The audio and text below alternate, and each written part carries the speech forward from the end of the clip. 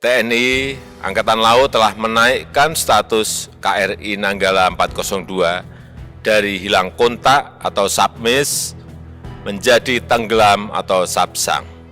Di mana kemarin sudah kita temukan barang-barang yang diyakini adalah milik KRI Nanggala.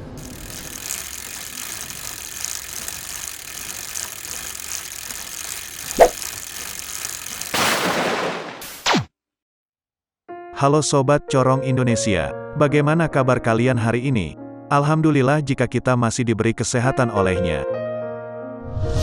Nah bos, kabar duka datang dari Lautan Indonesia pada hari Rabu, tanggal 21 April tahun 2021 lalu.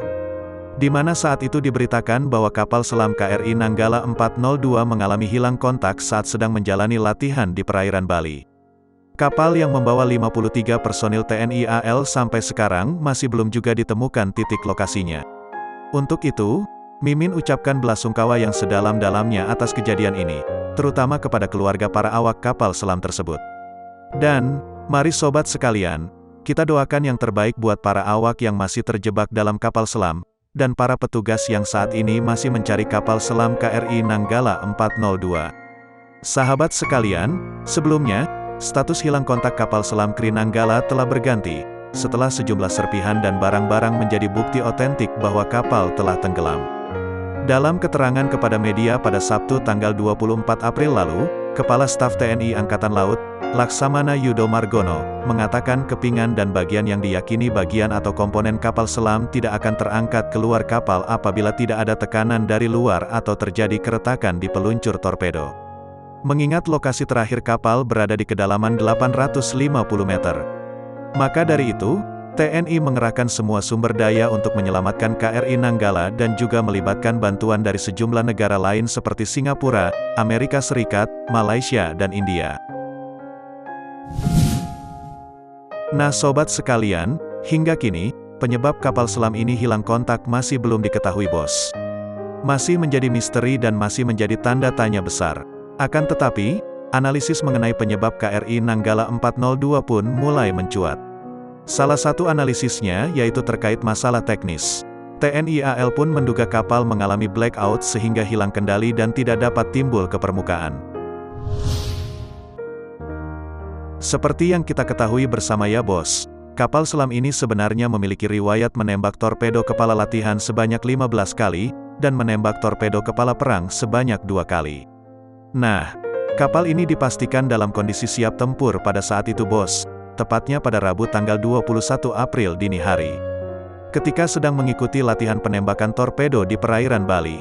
Namun, setelah diberi izin untuk menembakkan torpedo, kapal selam itu tidak lagi merespon. Setelah adanya kejadian ini, mungkin dari kita banyak yang bertanya-tanya, mengapa para awak kapal selam tidak keluar saja dari pintu emergensi, dan keluar untuk menyelamatkan dirinya sendiri. Oke, untuk itu, di video kali ini Mimin akan jabarkan alasan mengapa para awak kapal tidak memilih untuk keluar dari kapal selam. Dan semoga saja, video ini bisa menjawab pertanyaan dari kalian semua.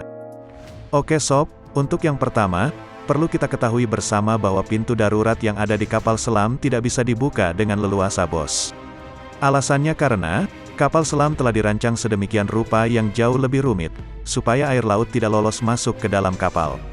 Namun sebagai gantinya, di dalam sana telah tersedia kompartemen penyelamat, di mana bagian tersebut tidak bisa dimasuki air karena memiliki sistem isolasi walau bagian kapal lain telah bocor. Selanjutnya yang kedua, tekanan hidrostatis air laut. Sobat sekalian, tekanan hidrostatis merupakan tekanan yang diberikan oleh suatu fluida, cair dan gas pada benda di dalamnya karena adanya gaya gravitasi. Artinya jika kamu semakin masuk ke dasar laut, maka akan semakin besar pula berat air dan tekanan yang ditanggung tubuhmu. Nah, maka dari itu, enggak mungkin para awak kapal selam memutuskan untuk keluar dan berenang dalam kedalaman lebih dari 700 meter. Karena perlu diketahui, bahwa tekanan air akan meningkat sebanyak 1 atmosfer setiap kedalaman 10 meter. Maka, jika tekanan di udara adalah 1 atmosfer, tekanan di kedalaman 700 meter akan berada di angka 70 atmosfer. Sementara manusia hanya bisa bertahan pada sekitar 3-4 atmosfer. Sehingga berenang dalam kedalaman 700 meter dinilai mustahil bagi manusia, karena tekanannya akan sama seperti diinjak 100 ekor gajah di kepala. Selain itu, dalam hitungan detik gendang telinga juga akan pecah. Begitu juga dengan paru-paru yang termampatkan, dan menyebabkan sakit yang luar biasa sebelum akhirnya pecah. Hal itu akan terus berlanjut hingga pembuluh darah dan organ di seluruh tubuh yang hancur. Selain itu, belum sempat mereka keluar, air akan lebih dulu masuk memenuhi ruang kosong kapal hanya dalam hitungan detik saja bos. Sehingga membuka pintu kapal selam dan berenang keluar di kedalaman 700 meter merupakan hal mustahil untuk dilakukan. Beda cerita, jika kapal selam masih dalam kedalaman rendah, awak kapal masih mungkin bisa menahan tekanan air yang masuk dan berenang keluar. Sobat sekalian, sampai saat ini, penyelamatan eksternal atau bantuan tim penyelamat masih menjadi jalan keluar, yang dinilai paling baik untuk menyelamatkan kapal selam KRI Nanggala 402.